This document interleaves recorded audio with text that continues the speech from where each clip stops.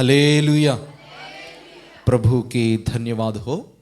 आइए आज के वचन में हम आगे बढ़ेंगे। निर्गमन की पुस्तक अध्याय नंबर 40 पहला आयत से लेकर के आयत नंबर 6 तक हम पढ़ेंगे। इस वचन में से प्रभु हमें सीखने के लिए और अपने जीवन को सुधारने के लिए अपनी शिक्षा हमें देने पाए। आमीन। निर्गमन की पुस्तक अध्याय नंबर 40 आयत नंबर 1 से लेके आयत नंबर 6 तक हम पढ़ते हैं। फिर यहोवा ने मूसा से कहा, पहले महीने के पहले दिन को तू मिलाप वाले तंबू के निवास को खड़ा कर देना और उसमें साक्षी पत्र के संदूक को रखकर बीच वाले पर्दे की ओट में कर देना और मेज को भीतर ले जाकर जो कुछ उस पर सजाना है उसे सजा देना। तब दीवट को भीतर ले जाकर उसके दीपकों को जला देना और साक्षी पत्र के संदूक के सामने सोने की वेदी को जो धूप के लिए है उसे रखना और निवास के द्वार के पर्दे को लगा देना और मिलाप वाले तंबू के निवास के द्वार के सामने होम वेदी को रखना। आमीन। हालेलुया। हमारी जीवन की यात्रा या हमारी विश्वास की यात्रा मिलाप वाली तंबू से बहुत ही करीब है। जैसे कि हम कई बार सुन चुके हैं इस मिलाप वाली तंबू के बारे में। मिलाप वाली तंबू इस प्रकार की है, उसमें 3 भाग हैं। पहला भाग को आंगन कहते हैं और दूसरी भाग को पवित्र स्थान कहते हैं, तीसरा भाग को अति पवित्र स्थान कहते हैं। इस आंगन से बाहर जो व्यक्ति हैं उस व्यक्ति की यात्रा आंगन से शुरू होकर के अति पवित्र स्थान तक पहुंचने की यात्रा ही हमारी विश्वास की यात्रा है। क्योंकि अति पवित्र स्थान में परमेश्वर की उपस्थिति बसा रहती है। परमेश्वर की उपस्थिति यानी कि परमेश्वर ही खुद उस अति पवित्र स्थान में निवास करते हैं। हमारी यात्रा भी इस दुनिया से लेकर के अति पवित्र स्थान जो स्वर्ग है वहां तक हमारी यात्रा है। इसलिए प्रभु ने दुनिया में मिलजुले हुए हमें अपने नाम देकर, अपनी खून बहाकर, हमारे नाम लेकर बुला लिया है और हमें उस आंगन में प्रवेश करना जरूरी है। हालेलुया। जब हम आंगन में प्रवेश करेंगे, आंगन से हमारी कदम शुरू होते हुए पवित्र स्थान में प्रवेश करना होगा और पवित्र स्थान में पहुंचा हुआ हमारी जीवन अति पवित्र स्थान में पहुंचना होगा और उस अति पवित्र स्थान हमारे लिए स्वर्ग को दर्शाता है। हालेलुया। आमीन। और अभी हर एक व्यक्ति इस आंगन में प्रवेश करना बहुत ही जरूरी है। आंगन में क्या क्या है, पवित्र स्थान में क्या क्या है और अति पवित्र स्थान में क्या क्या है। यहां पर जैसे हमने पढ़ चुके हैं, अति पवित्र स्थान में साक्षी पत्र के संदूक हैं। साक्षी पत्र की संदूक। इस संदूक में 3 चीजें होते हैं। एक है कानून की पट्टियां, परमेश्वर की हाथों से लिखा हुआ, मूसा को दिया हुआ पत्थर की पट्टियां, 10 आज्ञाएं। और दूसरी चीज आरोन की हाथ की लाठी, जो जिसमें से सूखी हुई लाठी में से जो अंकुर निकला है। हारून की लाठी और तीसरा मन्ना से भरा हुआ एक पात्र या कटोरी। ये तीन चीजें उस साक्षी पत्र तंबू में या संदूक में रहते हैं। और ये तीनों चीज पिता, पुत्र, पवित्र आत्मा को दर्शाते हैं। और ये तीनों चीज प्रभु यीशु मसीहा को भी दर्शाते हैं।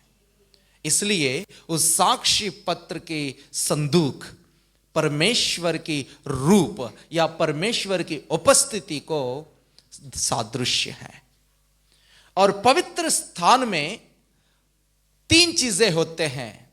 एक है प्रार्थना की वेदी या धूप चढ़ाने की वेदी, और दूसरा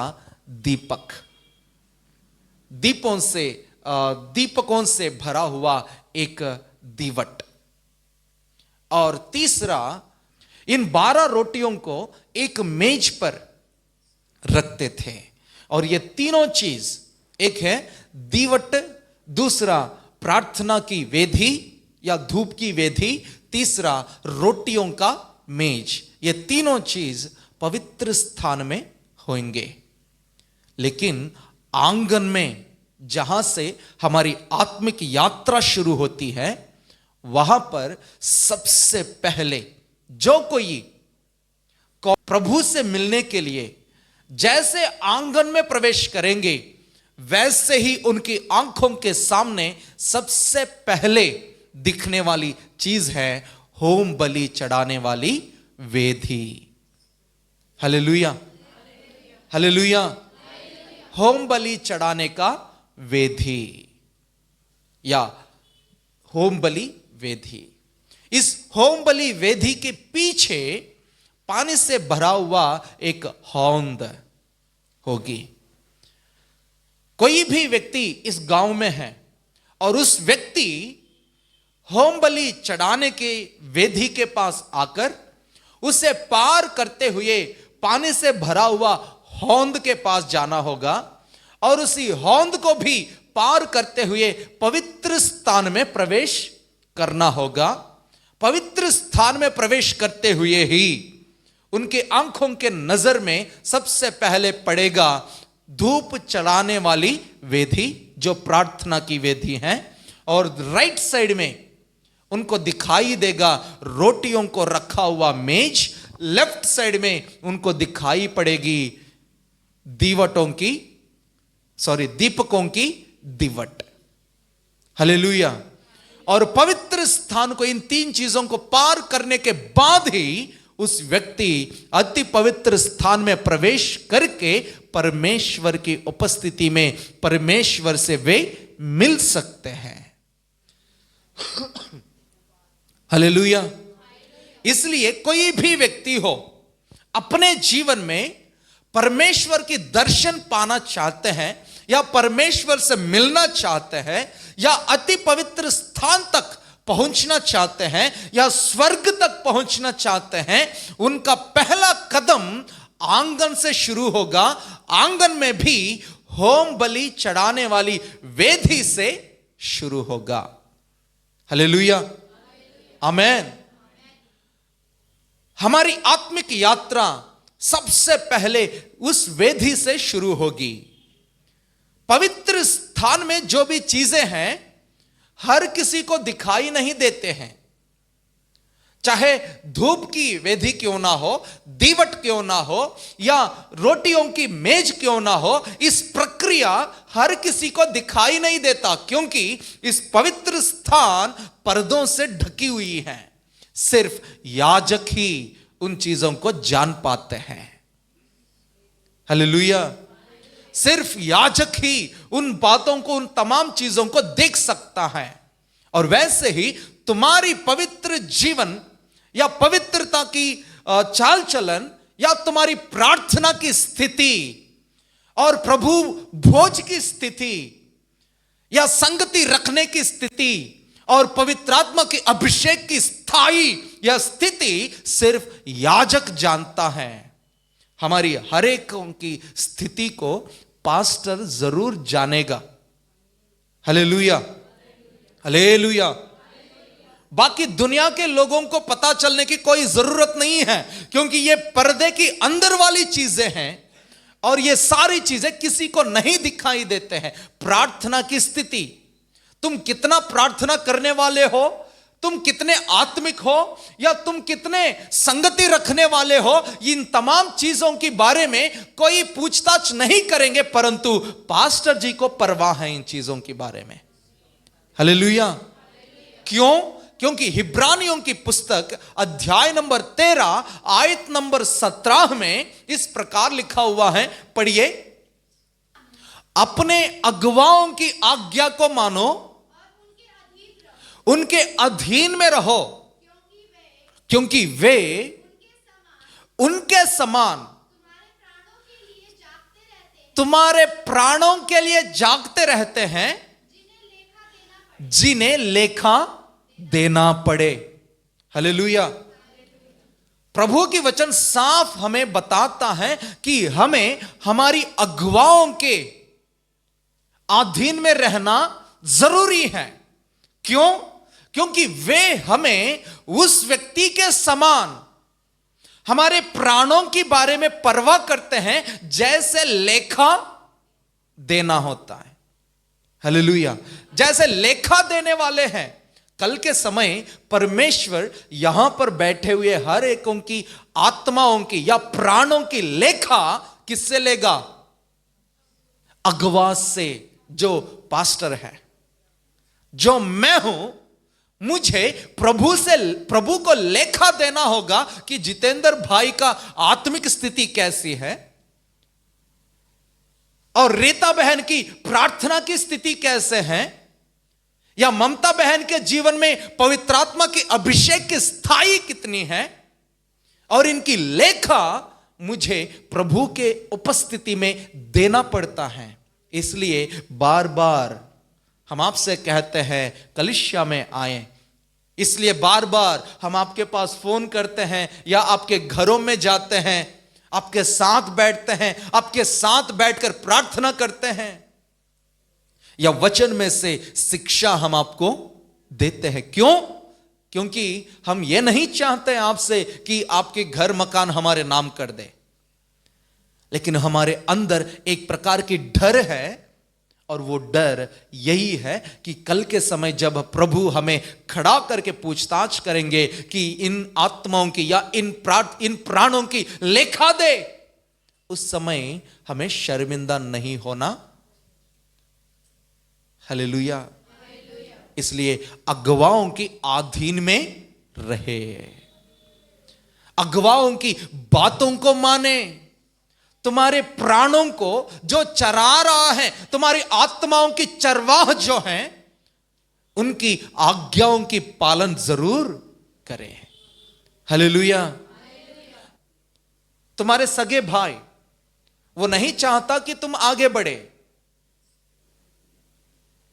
मतलब हर एक प्रकार, हर भाइयों के बारे में, हर बहनों के बारे में नहीं कह रहा, लेकिन किसी ना किसी समय में कहीं ना कहीं अपने सगे भाई के अंदर भी स्वार्थ पैदा होता है, लोभ आ जाता है। वो देखना नहीं चाहता कि तुम्हारे साथ इस प्रकार की भलाई हो, लेकिन हमेशा हर समय में तुम्हारी भलाई चाहने वाला एकमात्र व्यक्ति इस दुनिया पर है, वह है तुम्हारे पास्टर जी। हालेलुया। तुम्हारे पास्टर चाहता है कि तुम फले, आपके पास्टर चाहता है तुम पवित्रता से जिंदगी बिताएं, आपकी चरवाह चाहता है कि आपकी जीवन मंगलमय और समाधान के साथ चलती रहे,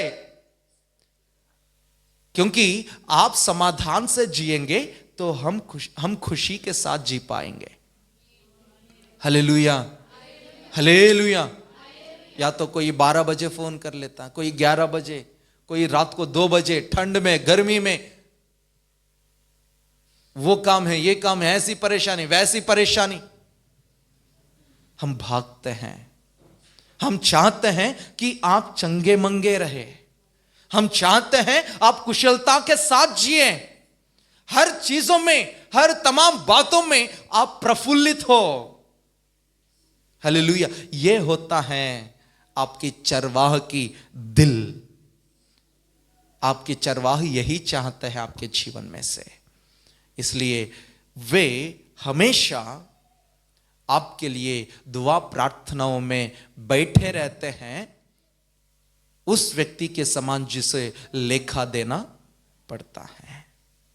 हालेलुया, हालेलुया।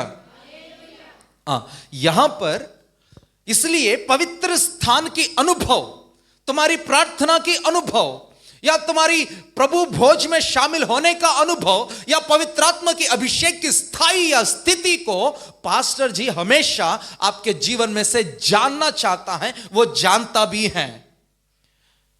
मैं जानता हूं कि कौन कितना प्रार्थना कर सकते हैं, किसके जीवन में प्रार्थना की या पवित्र आत्मा की अभिषेक कितना है, और कितना ईमानदार है प्रभु भोज में शामिल होने। हर एक व्यक्ति का स्थिति याजक जानता है। और अति पवित्र स्थान की स्थिति, अति पवित्र स्थान की स्थिति मतलब तुम्हारी हृदय की बातें पास्टर भी नहीं जान सकता, परंतु तुम्हारी खुदावंद जरूर जानता है। हालेलुया। तुम्हारे दिल की गहराई की बातें, गहरी सोचे, तुम्हारे अंदर छुपी हुई चीजों को तुम्हारे पास्टर नहीं जान सकता, परंतु जरूर मेरा प्रभु जानता है।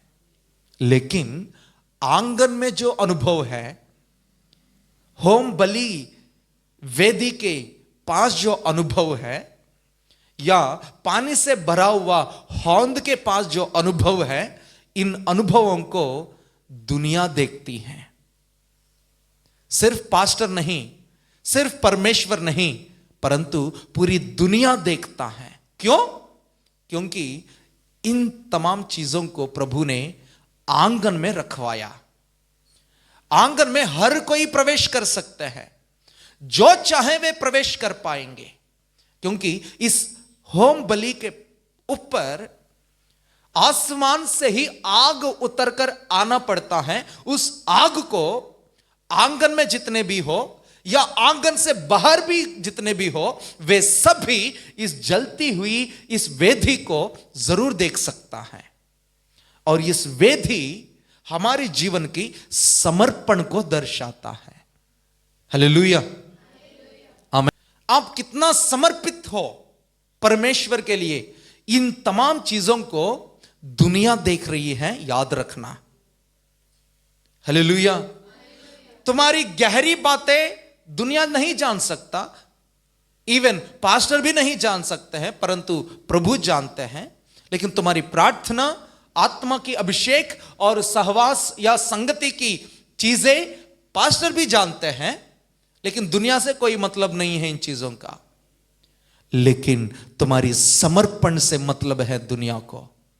दुनिया तुम कितना समर्पित हैं प्रभु के लिए, इन चीजों को जरूर देखता है। Hallelujah, hallelujah. एक दिन मैंने फतेहपुर भेरी उस साइड गया था सुसमाचार सुनाने के लिए। जब मैं उस तरफ गया था, वहां पर साउथ इंडियन, आंध्रा के लोग ज्यादा मिर्ची से बना हुआ बज्जी को बहुत पसंद करते हैं, मिर्ची बज्जी।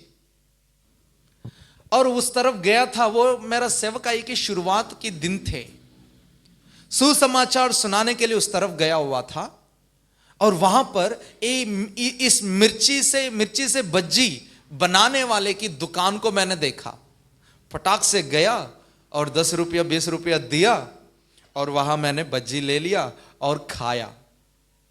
और खाने के बाद दूसरा दिन फिर उसी गांव में मैं प्रचार करने को गया था।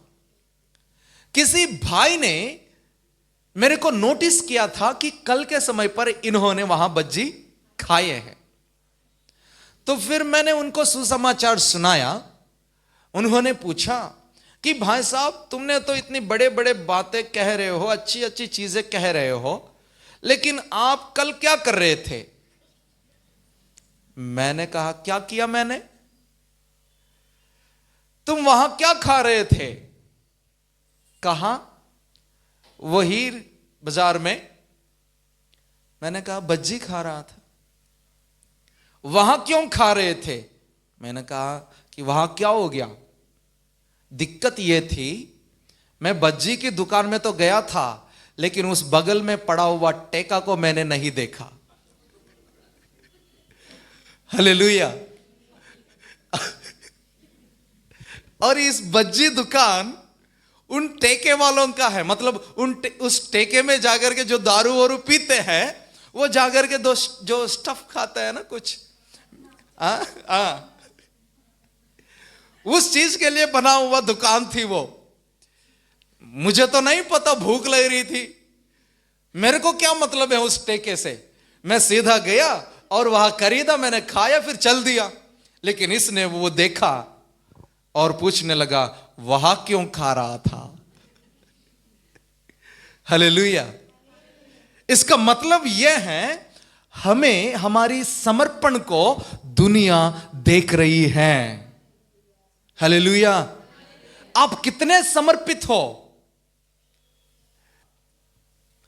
पहले मैं रंग बेरंग के कपड़े भी पहनता था, लेकिन किसी व्यक्ति ने, इस बीच में ही 1 महीने के अंदर ही किसी व्यक्ति ने, एक बहन ने आकर के कुछ गलत शब्द इस्तेमाल करने लगे हैं, कुछ अलग तरीका से बोलने लगे हैं। मैंने उनके बातों से या उनकी बोली से मैं समझ गया था कि मैं अपनी वस्त्र धारणा से लोगों को प्रभु के तरफ नहीं परंतु अपने तरफ खींच रहा हूं, और मेरी वस्त्र धारणा से लोग मोह में पड़ रहे हैं और वे पाप में गिर रहे हैं। क्योंकि प्रभु का वचन कहते हैं किसी के साथ व्यभिचार करना ही नहीं, किसी को गलत तरीके से देखना भी व्यभिचार की बराबर है। और तब मुझे पता चल गया कि मैं अपनी वस्त्र धारणा से मैं किसी को पाप में खींच रहा हूं। तो मैंने प्रभु से माफी मांगकर मैंने समर्पित किया। यह मेरा समर्पण है। यह प्रभु की आज्ञा नहीं कि तुम व्हाइट एंड व्हाइट पहन के रहे।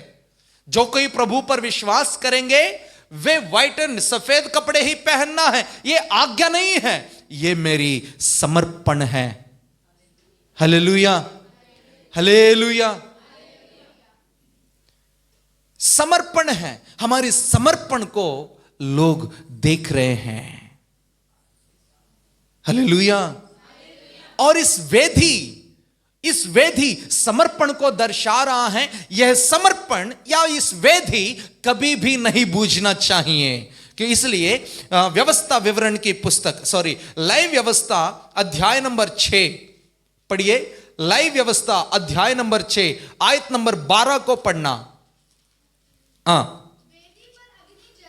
वेदी पर अग्नि जलती रहे और उस जलती रहने वाली अग्नि कभी बूझने ना पाए। आमेन, हालेलुया। हमारी समर्पण, इस समर्पण की वेदी के पास, अग्नि जलते रहने वाली वेदी के पास लोग अपने पापों के प्रति, अपने पापों के परिहार के लिए या परिहार करने के लिए या अपने जीवन के पापों को धोने के लिए अपने अपने पापों की स्थाई के अनुसार वे बलि लेकर आते थे। कोई कबूतर लेकर आता था, कोई भेड़ लेकर आते थे, कोई बछड़ा लेकर आते थे। अपने अपने इस पाप की स्थाई के ऊपर डिपेंड होती थी कि उन्हें किस प्रकार की बलि लेकर आना चाहिए।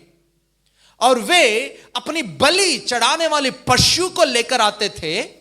याजक वहां पर इस व्यक्ति की हाथ, दाहिनी हाथ लेकर के उस पशु की सर पर रखवाता था और प्रार्थना करता था कि प्रभु इस व्यक्ति की पाप, इस व्यक्ति की गुना सारे इस बेगुनादार की पशु के अंदर आ पाए और इनके प्रति, इनके बदले आप इस पशु को ग्रहण करें। क्योंकि इनके पापों की गुना, इनके गुनाहों की सजा, इनकी मृत्यु होना चाहिए, परंतु इनके बदले इस पशु को अंगीकार करना, इस प्रकार की दुआ करके, और उस व्यक्ति बेगुनादार होकर चला जाता है, लेकिन यह पशु गुनादार ठहर जाता है। इसलिए बलि या इसे बलि चढ़ाकर प्रभु की उस आग में रखकर, उस आग पर रखकर उन्हें प्रभु को समर्पित करते थे। हालेलुया। अभी हमें बलि चढ़ाने की जरूरत नहीं है। हम हर कोई व्यक्ति अपने अपने अर्पण या अपने अपने बलि प्रभु के या भेंट प्रभु के सम्मुख में लेकर आते हैं। अभी आज इस जो आराधना है, प्रभु ने हमें रखवाला के रूप में अब तक रखा और अब तक संभाला। उनकी ओर से हमने पाए हुए अनेक प्रकार के उपकारों को स्मरण करते हुए धन्यवाद करने के लिए आज की आराधना को हमने ठहराए हैं। धन्यवाद की आराधना। और अभी हम धन्यवाद की भेंट या बलि लेकर प्रभु के सम्मुख में खड़े हैं। और वैसे ही उत्पत्ति पुस्तक में ही सबसे पहले एक बलि चढ़ाने का दिन आई, भेंट चढ़ाने का समय आया था। दो भाइयों ने, हाबिल और कैन, इन दोनों ने अपनी भेंट लेकर प्रभु के सम्मुख आए थे और अपनी भेंट वेदी पर चढ़ाए हैं। लेकिन कैन की भेंट को ग्रहण नहीं किया गया है, लेकिन हाबिल की भेंट ग्रहण किया गया है। कैसे पता चला है कि हाबिल की भेंट को ग्रहण किया गया? आसमान से आग उतरकर आकर हाबिल ने चढ़ाया हुआ इस भेंट को ग्रहण किया है। लेकिन कैन ने जो चढ़ाया था उस पर आग नहीं आया। इसलिए आज हमारी समर्पण या हमारी अर्पण को ग्रहण तब किया जाएगा जब आसमान से पवित्र आत्मा की आग हम पर उतर कर आएगी। Hallelujah, hallelujah. और यह चीज मूसा से प्रभु कहते हैं, पहला महीना का कौन से दिन? पहला दिन तुम्हें करना होगा। पहला महीना कौन सा महीना है? अभी 12वां महीना है। अगले महीना पहला महीना है। पहला महीना का पहला दिन मतलब नया साल शुरू होते ही, न्यू ईयर की फर्स्ट डे। क्या कह रहा है प्रभु यहां पर? निर्गमन की 40 का दूसरी आयत, पहले महीने की पहले दिन को तू मिलाप वाले तंबू के निवास को खड़ा कर देना। हालेलुया। इस तंबू को खड़ा करने की यात्रा तुम्हें शुरू करना होगा। हर साल नया साल शुरू होते ही एक नया काम, प्रभु की एक नया उम्मीद हमारे अंदर जगना चाहिए। हालेलुया। न्यू ईयर में हम हर एक प्रकार के अलग अलग प्रकार के वायदे लेते हैं। कुछ लोग कार्ड उठाते हैं, कुछ लोग प्रार्थना करके वायदा लेते हैं। लेकिन प्रभु कह रहा है मूसा से, न्यू ईयर डे पर, पहला महीना की पहला तारीख पर तुम्हें मिलाप वाली संदूक को, साक्षी पात्र की संदूक को या मिलाप वाली तंबू को तुम्हें खड़ा करना होगा। हालेलुया। मिलाप वाली तंबू को खड़ा करना होगा। इसका अर्थ यह है तुम्हें आंगन को बनाना है, तुम्हें पवित्र स्थान को बनाना है और तुम्हें अति पवित्र स्थान को भी खड़ा करना है। यानी कि तुम्हारी आत्मिक यात्रा को फिर से शुरू करनी है। Hallelujah, hallelujah. इस यात्रा में तुम कहां रुक गए हो? या तुम बलि चढ़ाने वाली वेदी के पास ही हो, या हौंद के पास ही हो, या पवित्र स्थान में भी पहुंचे हो। कहां तक तुम्हारी यात्रा चली हुई है अभी? हौंद बपतिस्मा को दर्शाता है। हौंद, पानी से भरा हुआ हौंद बपतिस्मा को दर्शाता है। इसका मतलब इस वेदी के पास तुम्हें अपने आप को समर्पित करके हौंद के पास जाकर बपतिस्मा की अनुभव को पाने से पवित्र स्थान में प्रवेश करने की अधिकार हमें मिल जाएगी। पवित्र स्थान में कदम रखते हुए ही प्रार्थना की वेदी दिखाई देगा, प्रभु भोज की मेज दिखाई देगा और पवित्र आत्मा की अभिषेक दिखाई देती है। हालेलुया। क्या आपने पवित्र आत्मा के अभिषेक को पाया? क्या आपने प्रार्थना के अनुभव को पाया? क्या आपने प्रभु भोज में शामिल होने का अनुभव में है? क्या आपने बपतिस्मा के अनुभव पाया? क्या आपने अपने आप को समर्पित करने के अनुभव को पाया?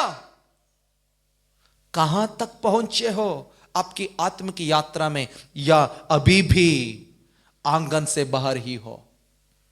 अगर आप आंगन से बाहर ही हो तो फिर सबसे पहले अपने आप को इस वेदी के पास आकर समर्पित करो। हालेलुया।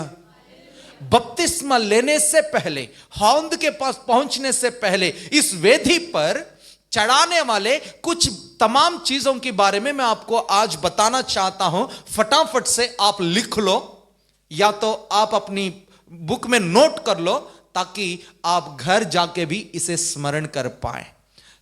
सबसे पहला अनुभव है भजन संहिता 51 आयत नंबर 16 और 17 को पढ़िए। भजन संहिता 51वीं भजन 16 और 17वीं आयत को पढ़िए। क्योंकि तुम, हे परमेश्वर, तुम मेल बलि से प्रसन्न नहीं होते हो। अगर आप इस मेल बलि से प्रसन्न होते तो मैं दिया होता। होम बलि से भी तुम प्रसन्न नहीं होते हो, लेकिन तुम्हें टूटा मन परमेश्वर की योग्य बलिदान है। हे परमेश्वर, तू टूटे और पिसे हुए मनों को तुच्छ नहीं जानता। हालेलुया। टूटा हुआ मन प्रभु को चाहिए। पहले अपने मन को तोड़ना है। सबसे पहले अपने मन को तोड़कर प्रभु को समर्पित करना चाहिए। जब तक तुम्हारा मन टूटता नहीं है तब तक प्रभु उस मन को ग्रहण या अंगीकार नहीं कर सकते हैं।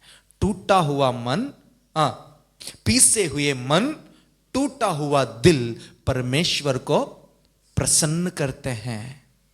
हालेलुया। टूटना चाहिए तुम्हारी मन। किस चीजों से तुम्हारी मन टूटना चाहिए? दारू पीने से टूटना चाहिए। तंबाकू खाने से तुम्हारा दिल या तुम्हारी मन टूटना चाहिए।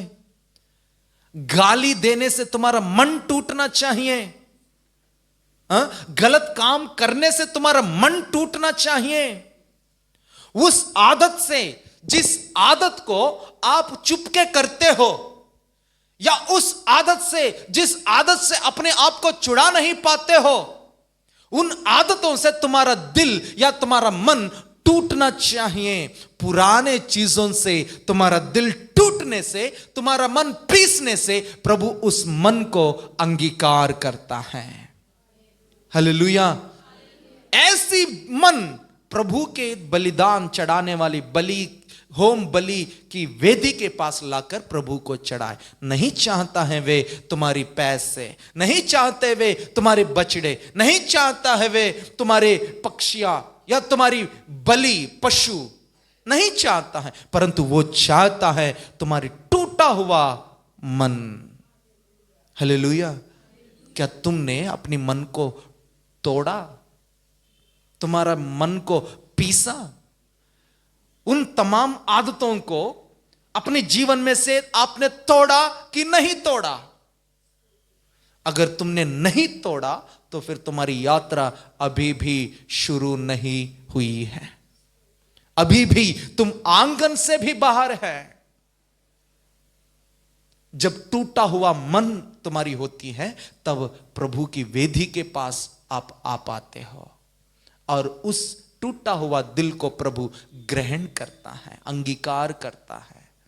और दूसरा अनुभव देखिए, हिब्रानियों को लिखी हुई पत्री अध्याय नंबर 11, 24 और 25वीं आयत इस प्रकार कहती है, विश्वास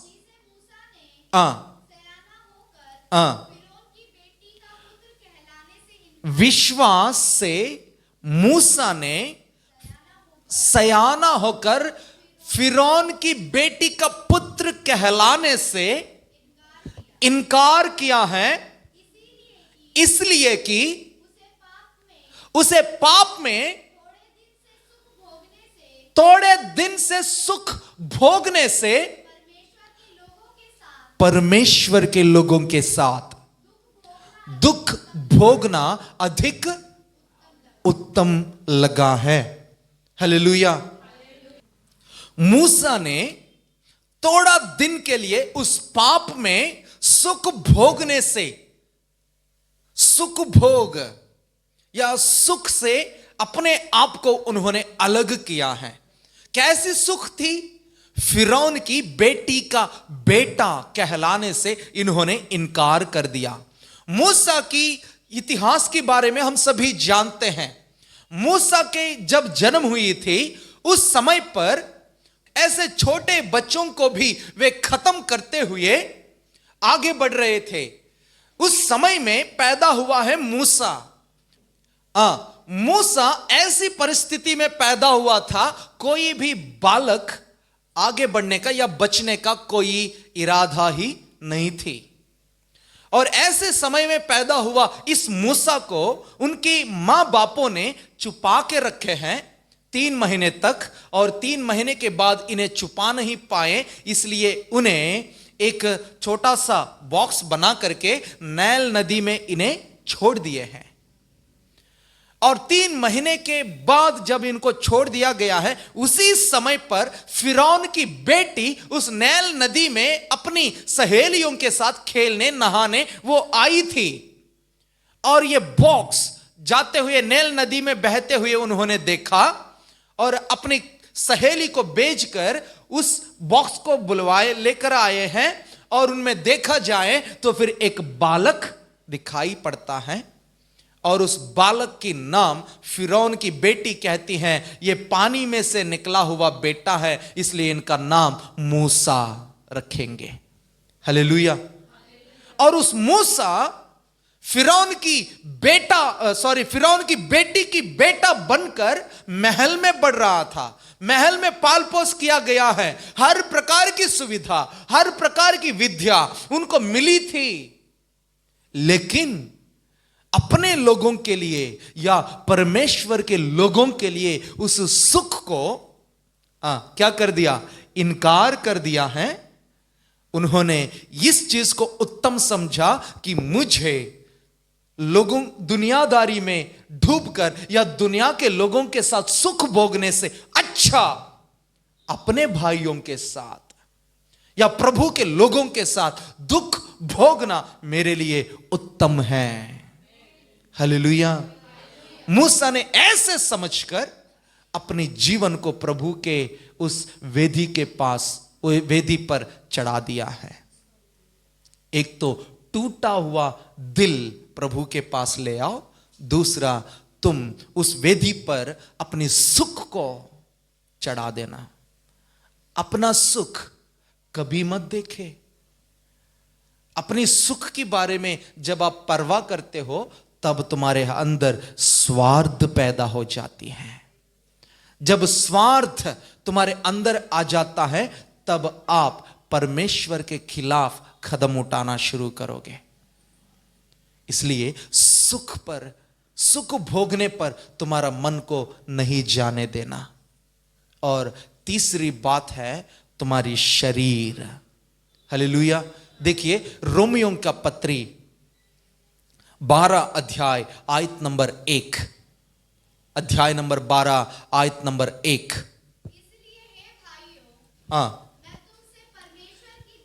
इसलिए हे भाइयों मैं तुमसे परमेश्वर की दया को स्मरण दिलाते हुए विनती करता हूं कि अपने शरीर को जीवित और पवित्र और परमेश्वर को भावता रहने वाली बलिदान करके चढ़ाओ। हालेलुया। उस वेदी पर तुम्हारी दिल को चढ़ाना है, उस वेदी पर तुम्हारी सुख को चढ़ाना है, और उस वेदी पर तुम्हारी शरीर को जीवित बलि के रूप में चढ़ाना है। मतलब शरीर की हर एक अंग को उस वेदी पर तुम्हें चढ़ाना होगा। क्या क्या चढ़ाना है? तुम्हारे हाथों को चढ़ाना है। पाप की काम करने से तुम्हारी हाथों को पीछे हटाकर इसे वेदी पर चढ़ाओ। पाप की चाल चलने से उस वेदी पर अपने पैरों को चढ़ाओ। पाप की बोली बोलने से, गालियां बकने वाली तुम्हारी जीभ या तुम्हारी मुंह को उस वेदी पर चढ़ाओ।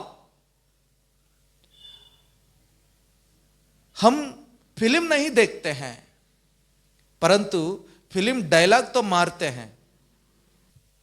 कलीसिया का ही कुछ महीना पहले मैं कुछ बातें उनसे कह रहा था, कुछ काम करने के लिए, या मैंने कुछ उनकी बड़ाई किया था। तब वो कहने लगे, हैं? क्या है?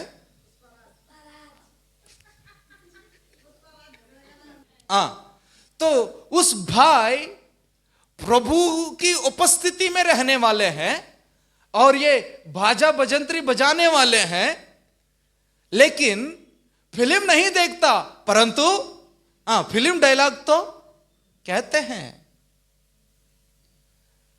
सुनते हैं, और जो चीजें नहीं देखनी चाहिए वो देखते हैं।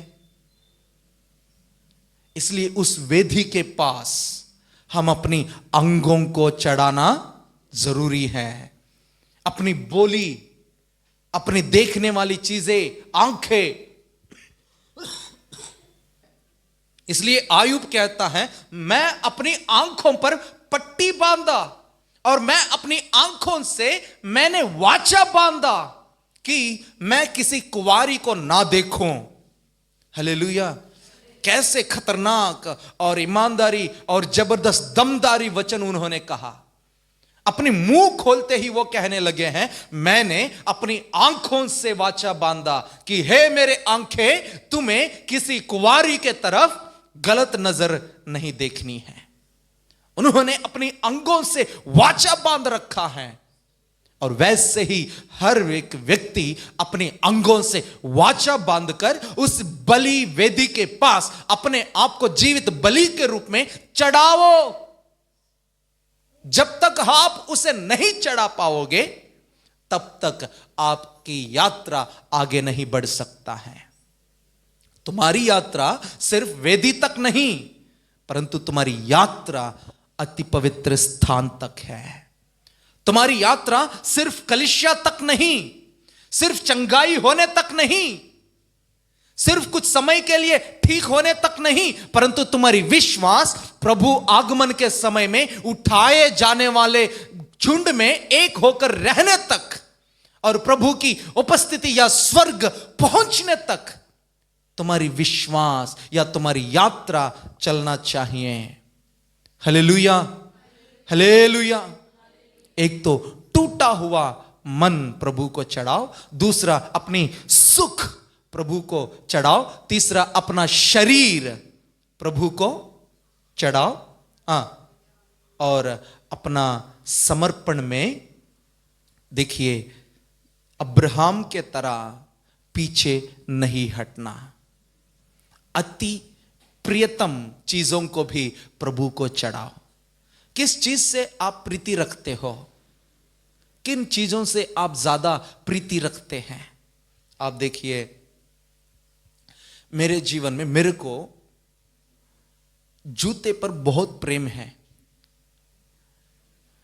कुछ डिफरेंट जूते हैं, कौन सी लेदर का है और किस प्रकार की स्टाइल में है, जूते पर मेरा बहुत ज्यादा शौकीन है। और साथ साथ में बेल्ट पर भी शौकीन है, और तीसरा कपड़े पर भी शौकीन है। हमेशा मैं देखता हूं कुछ नया। लेकिन जब प्रभु ने मुझसे बातें की, जैसे मैंने अभी आपसे कहा था, 8 जोड़े जूते मैंने किसी को दे दिया। हालेलुया।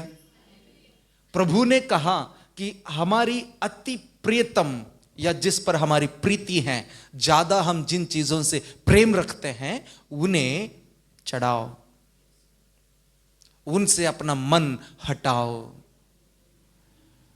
फिर मैंने वापस आंध्रा से आया और सोमवार को सुबह सुबह कॉलेज में पढ़ाई देने के लिए या शिक्षा देने के लिए जाना है।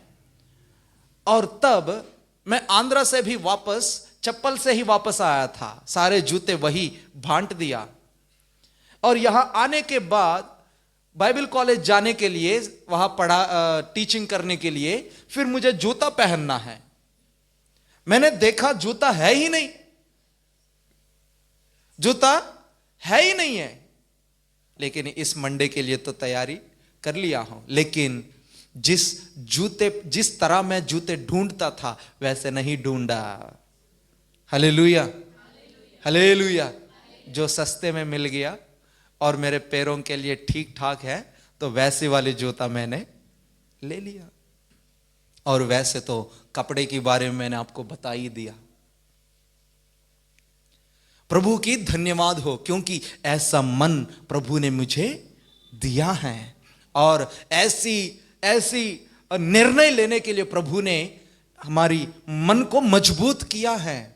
और किस चीजों पर तुम्हारी प्रीति है या प्रेम है, उन्हें प्रभु की उस वेदी पर चढ़ाना।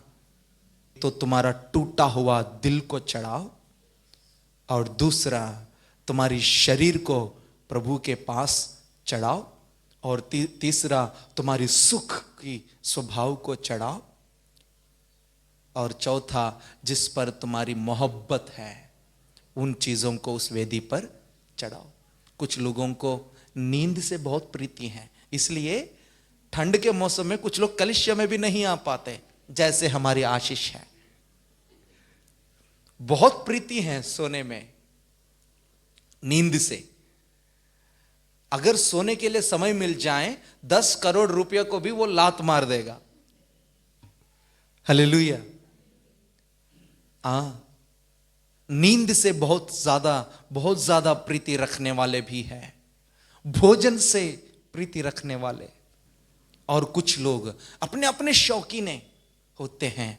प्रभु कहता है उन चीजों को उस वेदी पर चढ़ाओ। हां, जरूरी चीजों को पहन लो, जरूरी चीजों को पावो, लेकिन उन्हीं चीजों पर तुम्हारा मन हट के रहना नहीं चाहिए। Hallelujah, hallelujah. जब उस वेदी पर इन तमाम चीजों को चढ़ाओगे, फिर तुम्हारी यात्रा उस पानी से भरा हुआ होंद के पास तुम्हें लेकर जाएगा, और वहां तक तुम्हारी यात्रा आगे बढ़ सकता है।